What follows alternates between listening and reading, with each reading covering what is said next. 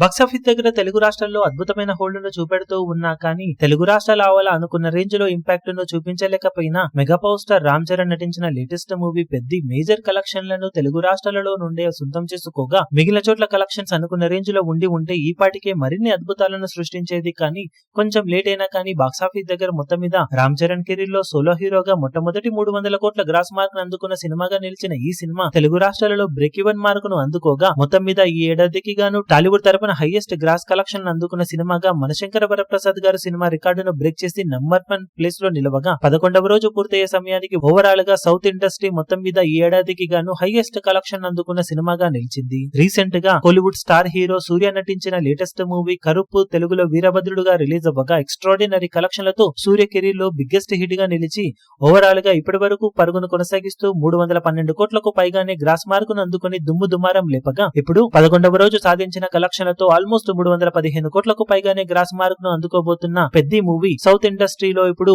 ఈ ఏడాదికి గాను ఇప్పటి వరకు నెంబర్ 1 ప్లేస్ లో నిలిచిందని చెప్పవచ్చు. లాంగ్ రన్ లో బెంచ్ మార్క్ ను మరింతగా పెంచేసే అవకాశం ఉండగా కోలీవుడ్ నుండి కొన్ని బిగ్గెస్ట్ మూవీస్ ఈ ఏడాది సెకండ్ హాఫ్ లో రిలీజ్ కానున్న నేపథ్యంలో ఆ సినిమాలు ఖచ్చితంగా పెద్దని క్రాస్ చేస్తాయి. కానీ అప్పటి వరకు మాత్రం సౌత్ ఇండస్ట్రీ మొత్తం మీద నెంబర్ 1 ప్లేస్ ను సొంతం చేసుకుంది పెద్ద మూవీ. మరి ఈ రికార్డును ఎన్ని రోజులు కాపాడుకోగలుగుతుందనేది ఇప్పుడు ఆసక్తికరంగా మారింది.